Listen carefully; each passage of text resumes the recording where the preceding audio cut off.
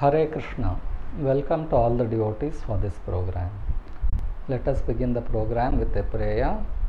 Nama Om Vishnu Padaya Krishna Presthaya Bhutale Srimate Bhakti Vedanta Swamin Niti Namine Namaste Saraswate Deve Gauravani Pracharine Nirvishesha Shunyavadi Paschatya Deshatarine जय श्री कृष्ण चैतन्य प्रभु नित्यानंदा श्री अद्वैत गदाधरा श्रीवासादि गौर भक्त वृंदा हरे Krishna Krishna Krishna Hare Hare Hare Ram Ram Ram Hare Hare.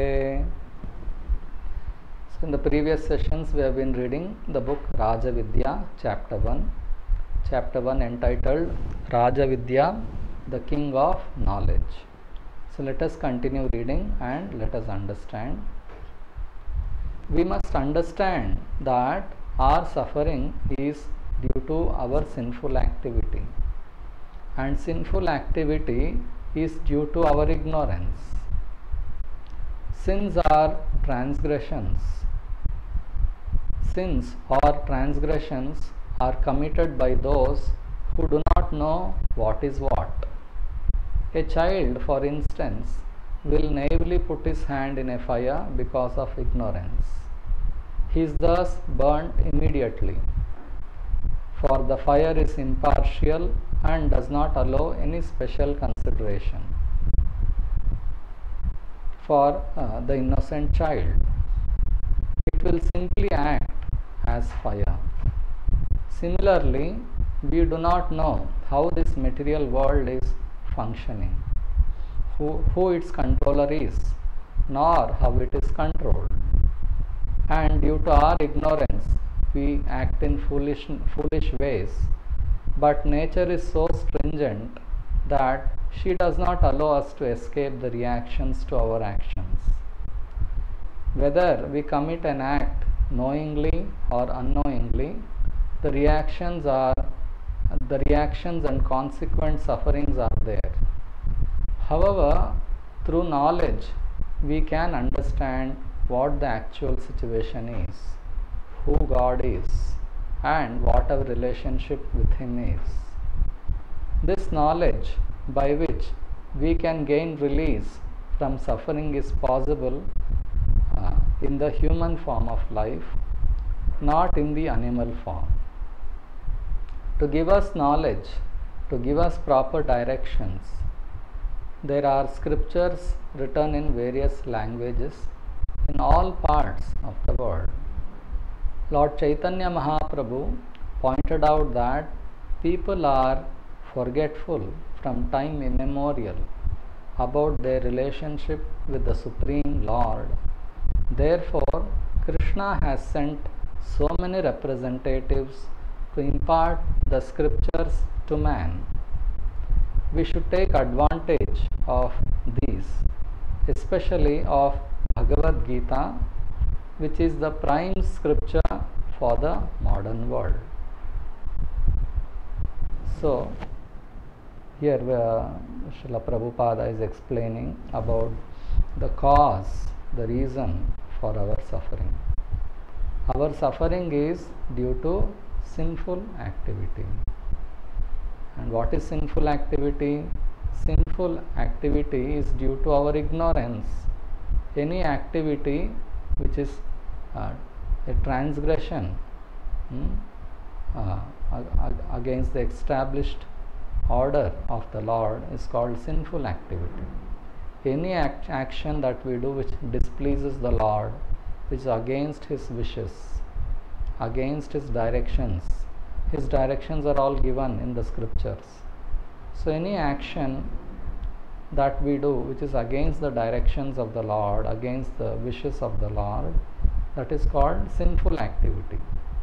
Now one may commit sinful activity knowingly or unknowingly, but there is a reaction. Just like an example is given here by Srila Prabhupada. A child may touch fire innocently, doesn't know what is fire. So out of the attraction, when he sees fire, the flames are all very effulgent. So the child may get attracted by the flames and he may want to touch it. So when he touches the fire, the flames, immediately it burns his finger, and the child has to experience the pain. He starts crying. The fire is equal to all. It is neutral. Whoever touches the fire, he will get that heat and light. So if you touch fire, whether an old man touches fire or a young man touches fire or a small baby touches fire, the fire burns. It is having no special consideration. Oh, it is a small baby, it is touching me, I will not burn. No. In the same way, whether we perform certain actions knowingly or unknowingly, the laws of nature are very, very stringent. Just like while walking, we may trample many ants unknowingly, but we are accountable for the pains that we are giving to those innocent creatures. Whether I stamp an ant knowingly or unknowingly, the pain is the same for the ant. So I will get the reaction of that pain in the future. So the laws of nature are very, very stringent. So it's explained in the Nectar of Devotion about what are the sinful activities and how we can overcome the sinful reactions. It's explained very nicely in the Nectar of Devotion. So one of the characteristics of pure devotion is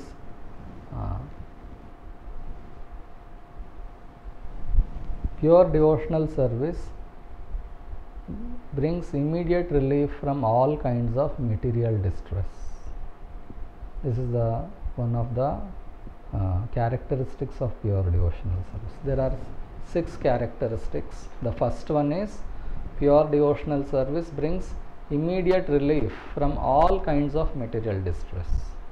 Material distress we get because of our past sinful activities.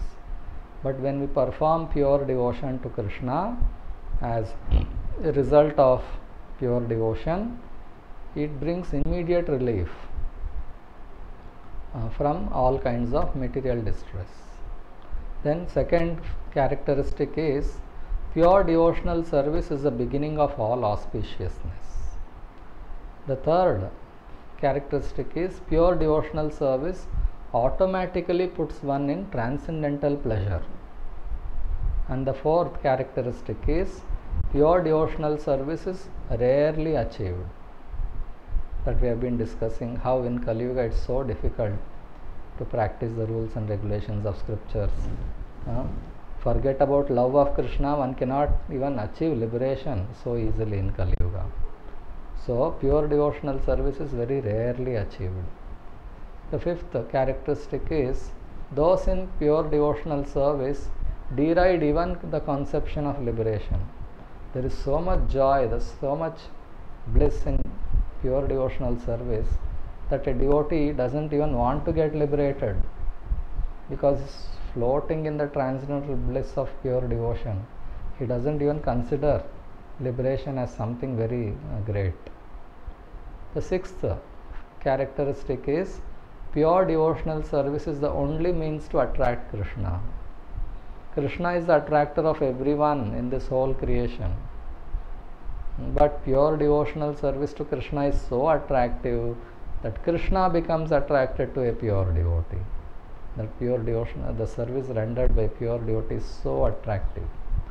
So these are the 6 characteristics of pure devotional service. Now how does one get relief from material distress? That is nicely explained here. In Bhagavad Gita, the Lord says that one should surrender unto Him, giving up all other engagements.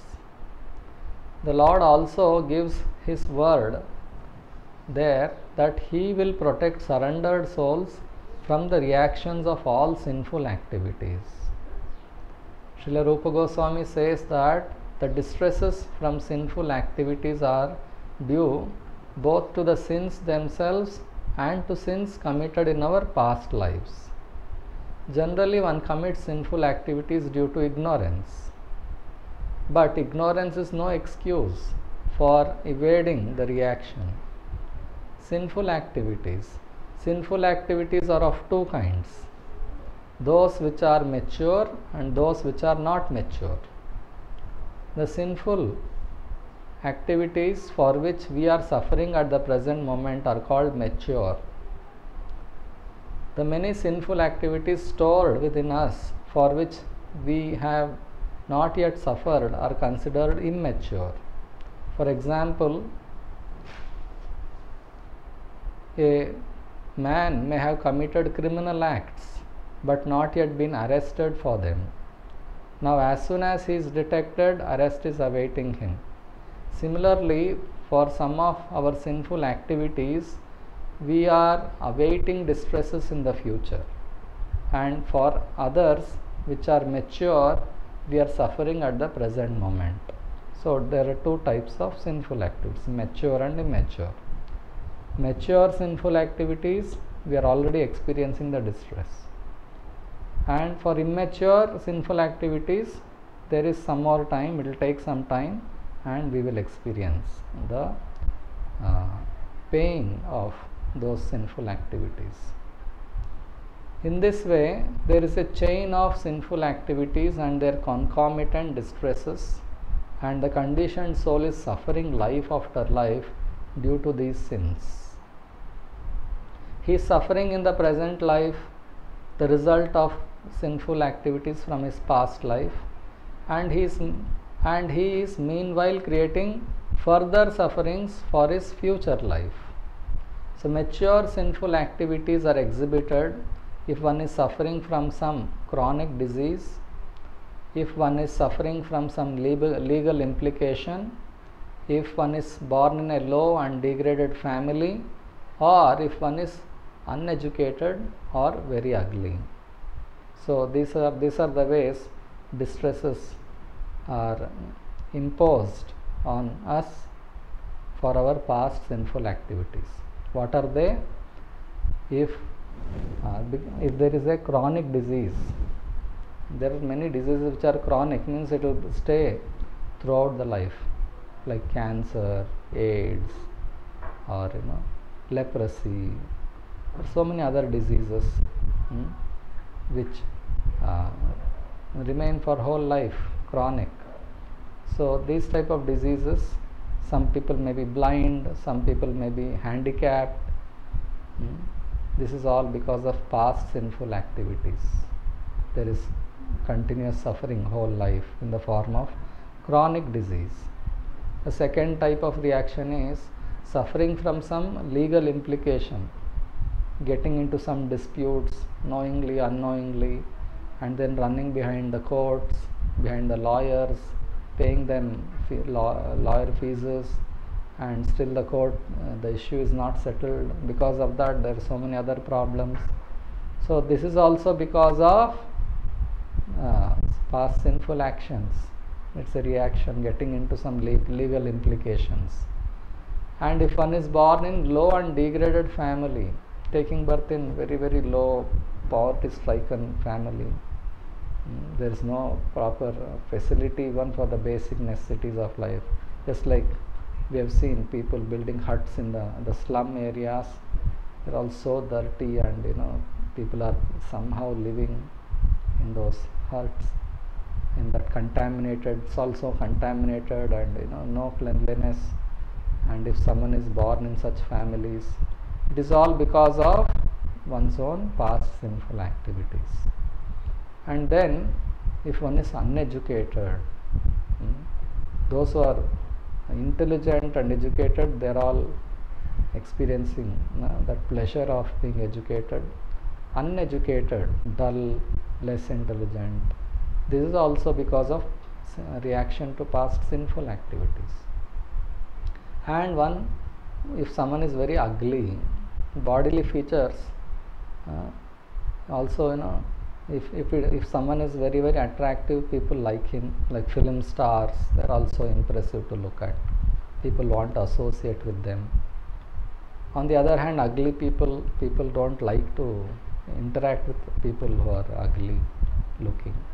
So these features of external features of the body, whether it is neutral, normal, or ugly, or very attractive, handsome, beautiful, it is all because of one's own activities of the past life. If someone is ugly, that means he has committed some sinful activities, because of which he is having ugly bodily features.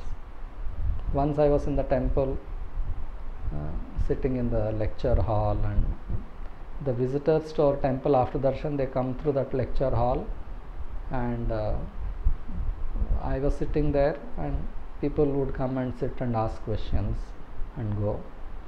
So in that way, once one girl came, and she had her eye, one eye which was little twisted.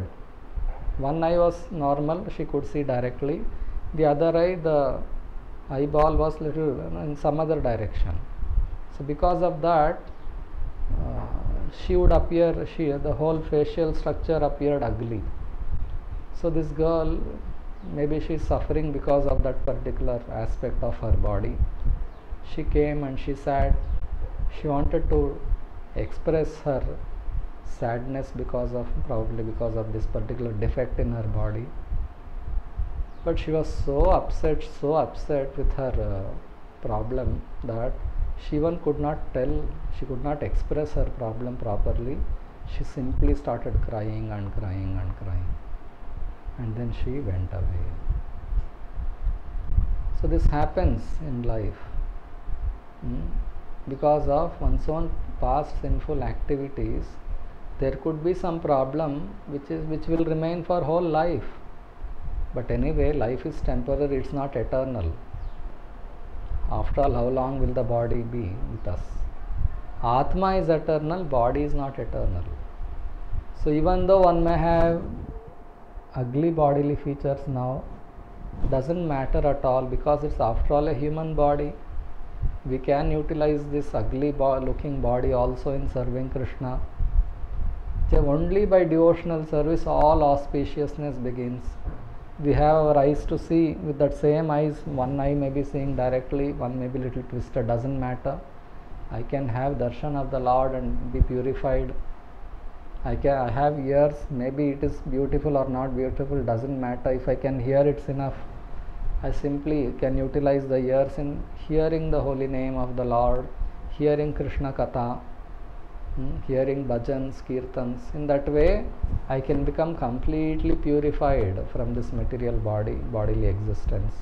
Bodily pains and bodily pleasures, both are not required for the soul. So one has to learn this art of Krishna consciousness. When one becomes transcendental to this so-called bodily defects, bodily sufferings, that is called transcendental pleasure. So Krishna consciousness situates one in transcendental pleasure. So it is so nice, the message of Bhagavad Gita. Mam hi partha vyapashritya episyu papayonayaha striyo vaishyas tata shudras tepi yanti param gatim. Krishna says, because of one's past sinful activities, one may take birth as a women, Vaishyas or Shudras. Mamhi partha vyapashritya episyuhu papayonayaha. Because of sin, one gets degraded birth. It is considered a result of sin if one takes birth as a woman, or as a Vaishya, or as a Shudra. These are all considered results of one's past sinful activities. But Krishna is telling, doesn't matter. You might have taken birth in this papa yoni, either women or Vaishyas or Shudras. It doesn't matter. If you simply take to Krishna consciousness, if you simply surrender to me, you can also achieve the supreme perfection. Tepi yanti param gatim. Even women can get liberated, even women can become pure devotees. Even Vaishyas can become pure devotees, even Shudras can become pure devotees. So Krishna is open to everyone. So when the degraded people having degraded births itself can become purified and go back to God, then what to speak of those who have got elevated births? Kim punar brahmana punya bhakta rajarshayas anityam asukham lokam imam prapya bhajasvamam. So those who have taken birth in elevated families, they can very easily transcend this material nature, material energy, and go back to God. This material world is anityam asukham lokam. We should be disgusted with this material world. We should not plan to settle down in this material world. We will never be happy here. Our only desire should be how to get out of this material world quickly. We should not plan to settle down here. It is not a place for a gentleman to live. So therefore, these are all the effects of sin, and there are many results of past sinful activities for which we are suffering at the present moment, and we may be suffering in future due to our present sinful activities. But all of these reactions to sinful deeds can immediately be stopped if we take to Krishna consciousness. So, sarva dharman parityajya mamekam sharanam raja aham tvam sarva papebhyo mokshayishyami ma shuchah. Krishna has told, you abandon all varieties of religion, the so-called concocted religion, so-called concocted duties. Abandon all that. You simply surrender unto me. Our only duty is to simply surrender to Krishna. We have no other duty. So if we simply surrender to Krishna, believe that Krishna is supreme and I am his eternal servant, and in that mood simply surrender, just do activities which pleases Krishna. And how do I know what pleases Krishna? You should approach Krishna's representative, the spiritual master. Like Srila Prabhupada is a pure devotee. He is a spiritual master of this Krishna consciousness movement. He knows what pleases Krishna, because he is in the parampara. Starting from Krishna, there is a disciplic succession. Krishna to Lord Brahma, Brahma to Narada Muni, Narada Muni to Vedavyasa, Vedavyasa to Madhvacharya. In that parampara is Lord Krishna himself again as Sri Chaitanya Mahaprabhu, and the 6 Goswamis and the Purva Acharyas like Jagannath Das Babaji Maharaj, Srila Bhaktivinoda Thakur, Srila Gaur Kishore Das Babaji Maharaj, Srila Bhakti Siddhanta Saraswati Thakur, and Srila Prabhupada. So Srila Prabhupada is receiving this transcendental signs of Krishna consciousness from Krishna himself in the chain of Guru Parampara, the disciplic succession. So we have to approach a spiritual master and learn from him how to surrender to Krishna, how to practically serve Krishna. We have to learn from a pure devotee. So Srila Prabhupada has very nicely explained these things.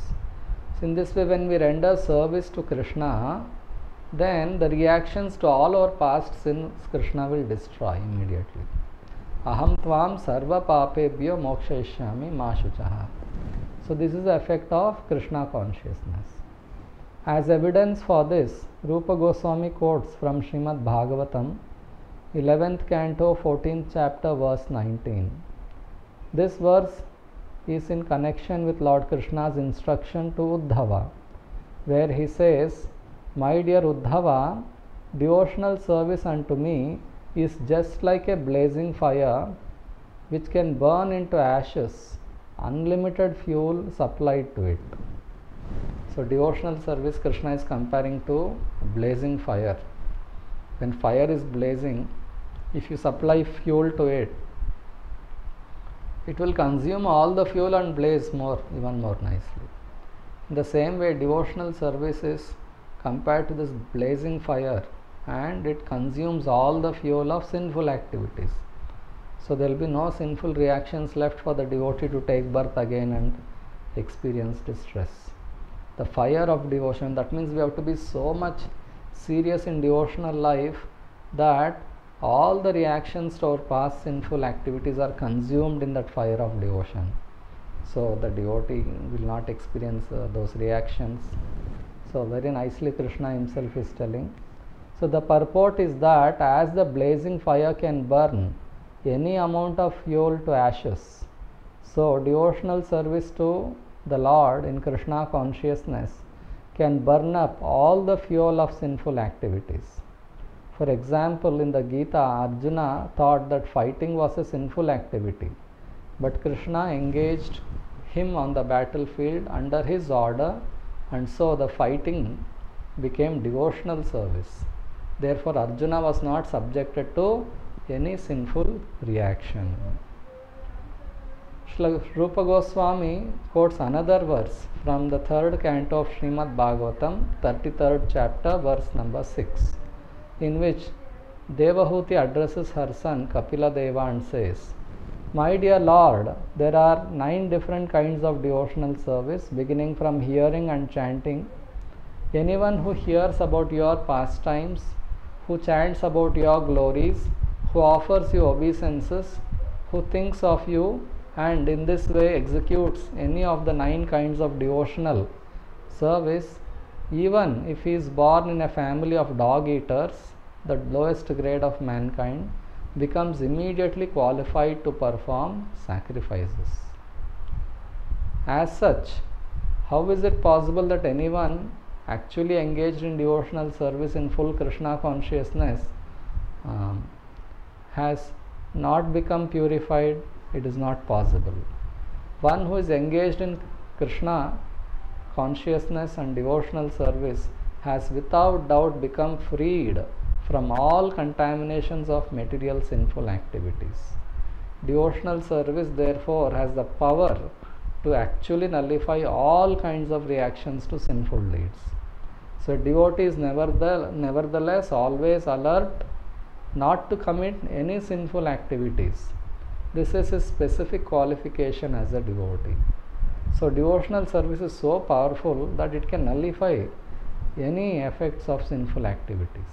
But this does not mean that a devotee keeps committing sinful activities and then does devotional service and in that way nullify the sinful reactions. A devotee doesn't take advantage of these reactions of bhakti.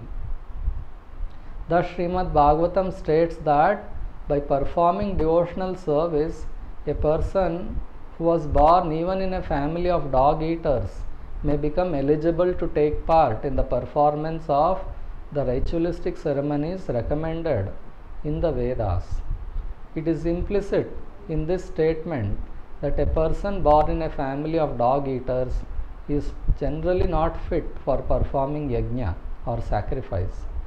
The priestly caste in charge of performing these ritualistic ceremonies recommended in the Vedas is called the Brahmana order. Unless one is a Brahmana, he cannot perform these ceremonies. So we can see how devotional service is so potent that even a person born in a most degraded families like the dog eaters, if he takes up to Krishna consciousness, he becomes highly elevated, highly purified, and he becomes eligible for performing yajnas. According to Vedic scriptural directions, only Brahmanas can perform yajnas. Brahmanas by qualification, of course. So devotional service is so potent that it makes one eligible to perform the yajnas given in the Vedic scriptures. A person in a Brahmana family or in a family of dog eaters, due to his past activities, a person is born either in a Brahmana family or a dog eaters family, it's all because of past activities. If a person is born in a family of dog eaters, it means that his past activities were all sinful. But if even such a person takes to the path of devotional service and begins to chant the holy names of the Lord, Hare Krishna, Krishna Krishna, Hare Hare, Hare Rama, Rama Rama, Hare Hare, he is at once fit to perform the ritualistic ceremonies. This means that his sinful reactions have immediately become neutralized. So we can see how powerful is devotional service to Krishna. It is stated in the Padma Purana that there are 4 kinds of effects due to sinful activities, which are listed as follows. 1. The effect which is not yet fructified. 2. The effect which is lying as seed. 3 the effect which is already mature, 4 the effect which is almost mature. So it is stated that all these 4 effects become immediately vanquished for those who surrender unto the Supreme Personality of Godhead, Vishnu, and become engaged in his devotional service in full Krishna consciousness. So there are these 4 effects of sinful activities. So it's said in the Padma Purana, Aprarabdha phalam papam kutam bijam phalonmukam kramenaiva praliyeta Vishnu bhakti ratatmanam. If one is fully engaged in Vishnu bhakti or Krishna bhakti, Vishnu, Krishna both are same. So if one is fully engaged in Krishna bhakti, then aprarabdha phalam papam kutam bijam phalonmukam. So this, because of papa, the effects may be aprarabdha, kuta, bija and phalonmukha. 4 stages. In any stage the effect of that sin may be immediately it becomes destroyed. Kramenaiva praliyata Vishnu bhakti ratatmanam.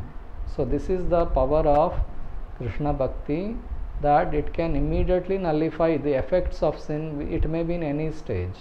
It may be in the stage of not yet fructified, kutam, or it may be in the lying as a seed, bijam, then prarabdham, the effect which is already mature, and the effect which is almost mature, phalonmukam.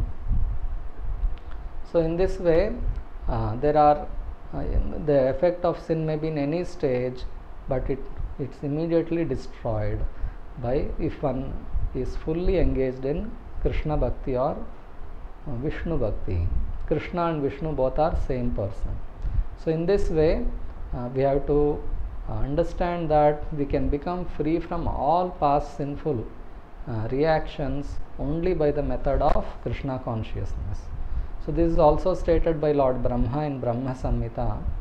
Yastvindra gopamata vendra mahosva karma bandhan rupa phala bhajana matanoti karmani nirdahati kintu cha bhakti bhajam govindam adi purusham tamaham bhajami.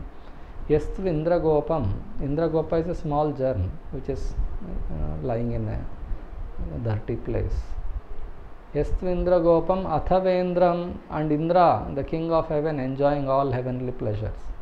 So one soul is Indragopa, a germ in a contaminated place. It's because of his own past activities he has got the germ body, Indragopa. One more soul, because of his pious activities, he is elevated to the position of king of heaven and enjoying all delights, godly delights, heavenly pleasures. So Yastu Indragopam Athavendram aho swakarma bandhanurupa phalabhajana matanoti. Indragopa is suffering because of its own papa karmas. Indra is enjoying heavenly delights because of his own karmas, which are called punya karmas. Aho swakarma bandhanurupa phalabhajana matanoti. And we were all in these earthly planets, we are all either sometimes suffering the effects of sin in the form of diseases, old age, distresses of various varieties, pains, or we may enjoy some bodily pleasures now and then because of the effects of punya. No one wants pain. So how do I get out of the pain, because the distress that comes because of my past papa karma? So Lord Brahma advises that we take up worshipping Govinda. Karmani nirdahati kintu cha bhakti bhajam Govindam adi purusham tamaham bhajami. Karmani nirdahati kintu cha bhakti bhajam. When we engage in bhakti to Govinda, who is Adi Purusha, the original Supreme Lord, Krishna, then karmani nirdahati. All the reactions to our past pious and impious activities, both are material. All these past reactions of our past activities are destroyed. Karmani nirdahati. They will no more be effective. They will no more be entangling us to this material world. So therefore we all of us should practice devotion to Krishna, which is very easy in this age of Kali, just by chanting the Hare Krishna Maha Mantra every day, with full of love and devotion and full of attention, attending Arati of Lord Krishna, reading Bhagavad Gita and Bhagavatam, and hearing from devotees, associate with devotees, learn the signs of Krishna consciousness. In this way, if we practice these essential principles of bhakti, we can get rid of all the past, the reactions of our past sinful activities, and we can really be happy in our life and ultimately go back home, back to Krishna. So we have completed chapter 1 of Rajavidya. So we will continue with chapter 2 in the next session. We'll stop now. Hare Krishna.